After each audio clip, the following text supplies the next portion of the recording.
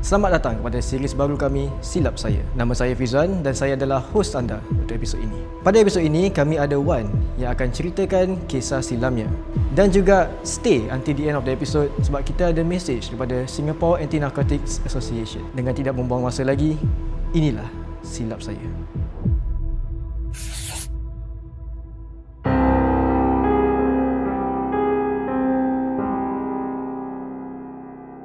Hai, nama aku Wan.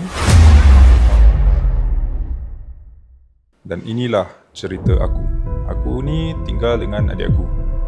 And kita sama-sama jaga mak kita lah. My mum is bedridden lah. Bapak aku pula meninggal bila aku masih kecil lagi lah. So, aku kerja as delivery rider untuk support my family. Tapi terus terang berat gila lah. Sebab aku seorang kena tanggung semua. Adik aku, dia masih sekolah lagi. Tapi dia kerja part time untuk tolong aku. Korang tahu lah kerja delivery rider ni. Kalau kerja, duit masuk. Kalau tak kerja, duit tak masuk. Tapi that time tu aku sakit rabak gila lah. Aku tak dapat kerja for about 2 weeks. Tu yang financial aku kacau gila lah. So aku try figure out a way lah how to earn quick money. Jadi aku buat telco. So for those yang tak tahu apa yang buat telco means, aku actually pergi kedai telco, beli phone for $0. Lepas tu aku jual kat orang luar as new phone. Bang, abang yang beli phone kan? First hand ber? First hand bang. Confirm? Confirm.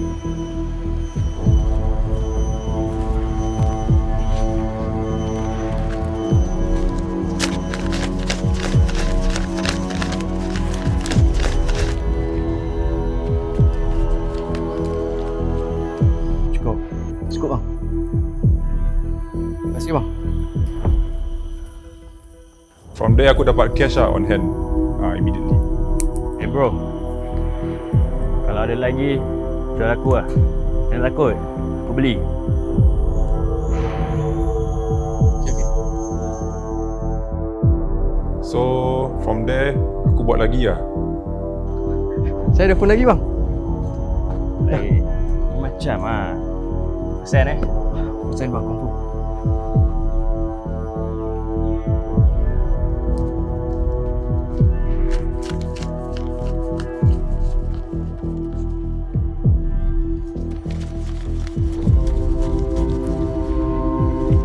Tanya kau kau nak kerja? Nak bang. Okey. Kau bayar dulu, kau tunggu aku call. Terima kasih bang. Saya gila Terima kasih bang. And this is where everything changes. Honestly, aku excited juga lah dapat kerja part time. I was waiting for his call. And finally, dia call. Hello? Hello. Macam kau masih nak kerja tak? Masih nak kerja. Okey. Kalau gitu kau buat delivery job tak aku? Macam? Okey, boleh. Okey. Kalau gitu kau standby. Sekejap lagi aku call kau bagi address. Okey, bye. Yes. Aku pun memang kerja hantar-hantar barang. So ni memang tak ada hal untuk aku. Why not kan? To earn extra money. Aku pun tak buang masa lah. Cepat-cepat siap, pergi panaskan motor. That's when he call aku lah. Hello? Macam?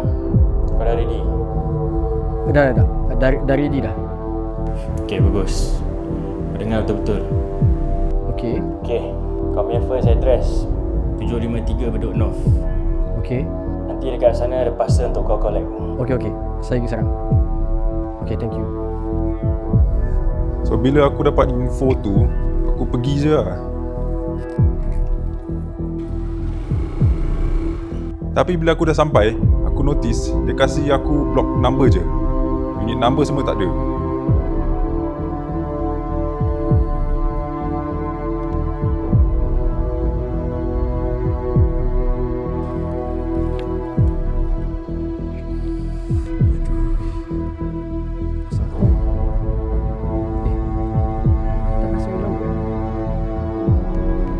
So aku call dia untuk check. Hello? Bang, sorry bang. Abang tak kasi unit number eh? Memang tak ada unit. Kau pergi tingkat 1, dry riser tepi lift. Ada parcel untuk kau.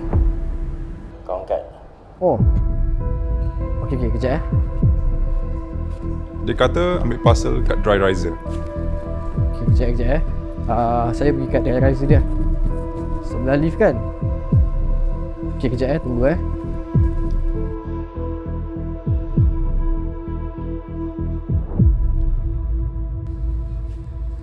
Okey, saya dah dapat barang dia. Okay, kau ambil parcel tu. Okey. Kau pergi blok 756 Woodlands Drive 16. Kau hantar.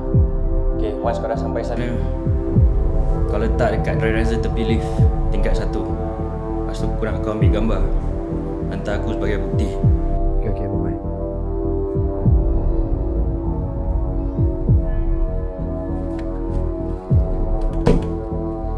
Part ni aku rasa confuse sikit lah. Sebab ambil gambar bila delivery tu memang ada lah sebab nak bukti yang kita dah deliver kan. Tapi hantar kat dry riser tu memang pelik sikit lah.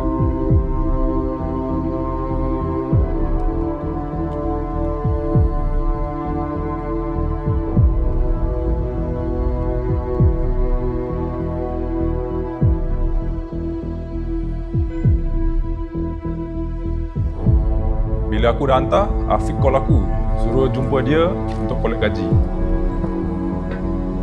Hello? Okay, kau tunggu aku tempat biasa. Nanti aku bagi kau cash. Oh. Boleh. Lai. Macam. Baik bang, baik. Kau tak payah panggil aku bang lah. Nama aku Afiq. Nama aku Wan. Wan Aku suka kerja kau. Lincah.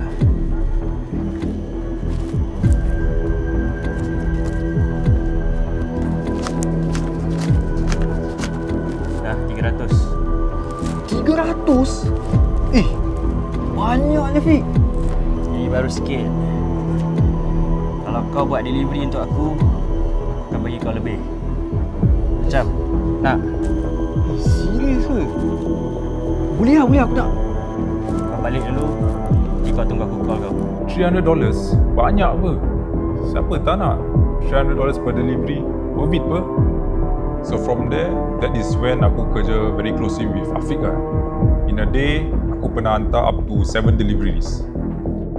Tapi honestly kan, aku do feel like something is off somewhere lah. Sebab barang-barang aku hantar ni, it's always covered. Habis tak ada recipients punya detail. And tak pernah sekali aku hantar kat pintu rumah orang. Selalu hantar kat riser lah, belakang sampah lah, atas kapak lah. Yang ada, sampai kat bawah pasu bunga pun ada. Tapi since aku perlukan duit, bedal je lah. This is where my life changes. Honestly ni Afiq, honestly dia change my life lah. Daripada susah nak bayar bil, sekarang hidup dah senang. To a point where aku pun dah lupa diri. Aku selalu hang out dengan si Afiq ni. Kadang-kadang kita pergi minum, kadang-kadang pergi party. Kadang-kadang kita pun go for our own investment. Honestly, life was good lah. I don't see what is so tough about it. Everything was going my way. Until one day, aku receive a call.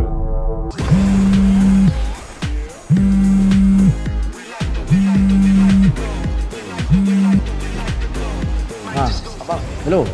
Balik sekarang bang. Apa dia? Balik sekarang. Dek, kau bawa kat sikit tak dengar, dek. Balik bang. Mak masuk hospital bang. Mak apa? Mak kena attack. Mak masuk hospital. Mak masuk hospital. Balik. Serius balik. Cepat balik. Bila aku dapat tu phone call, honestly, my world stops. Everything felt so silent. Aku masih ingat time aku on the way nak pergi hospital untuk tengok mak aku. Terus terang, keadaan aku tengah huru-hara. I was driving fast and out of nowhere,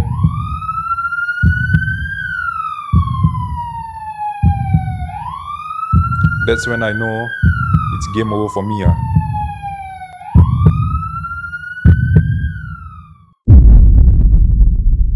So the police caught me for drink driving, but further checks show that I am in consumption and possession of drugs. And that is when I was sentenced to 18 years. Jail was not an easy place for me. From the high life to being stuck inside the bar. My younger brother always updates me on our mom's condition. Then finally, the day that I'm most afraid of, a letter from my younger brother saying that my mom has passed away. So this is a wake-up call for me. I know whatever I did was wrong. I also came to realize that doing all this drug-related stuff is not only harming me as a consumer, but it also affects my family. I started to be astray from my family. My younger brother had to take care of everyone and had to bear all the consequences. Especially when I was caught, everything was put on him. The beautiful thing about Singapore, when I was in jail, I was offered to go through drug rehabilitation, and I was taught and trained to make better choices when I'm out. Honestly, once you start taking drugs, there is no running away from it. It really takes a lot of self-control and discipline for you to say no to drugs. That's why the best decision that you can make is to say no to drugs from the beginning. Itulah cerita daripada Wan. Saya harap korang semua dapat mempelajari satu atau dua benda daripada episod ini. Jangan lupa, the things that you do affects not only you but the people that you love. So always do the right thing. Saya nak sampaikan mesej daripada SANA, Singapore Anti-Narcotic Association. SANA supports individuals, persons in recovery, families and the wider community that is working towards a drug-free life. They reach out through prevention and advocacy programs in schools, workplaces and communities to raise awareness on the dangers of drug abuse. For those in recovery, their aftercare and reintegration services provide counselling, recovery support groups and skills development to help them rebuild their life. They also extend counselling and programs for families that is affected by addiction, empowering them to heal and support their loved ones. They not only serve clients from Singapore Prison Service and CNB, they also serving walk-in inquiries at their step-up centres in Sengkang, Taman Jurong and Woodlands. So, dengan itu, kepada sesiapa yang tengah melalui masalah atau korang tengah kenal orang yang tengah melalui apa-apa masalah, tolonglah cari pertolongan yang betul. Kita kat Singapore, we have a lot of different ways to find help with a proper channel. And that is why we are very fortunate to be in Singapore. And with that, I hope you guys enjoy this episode of Silap Saya. We shall meet again in the next episode.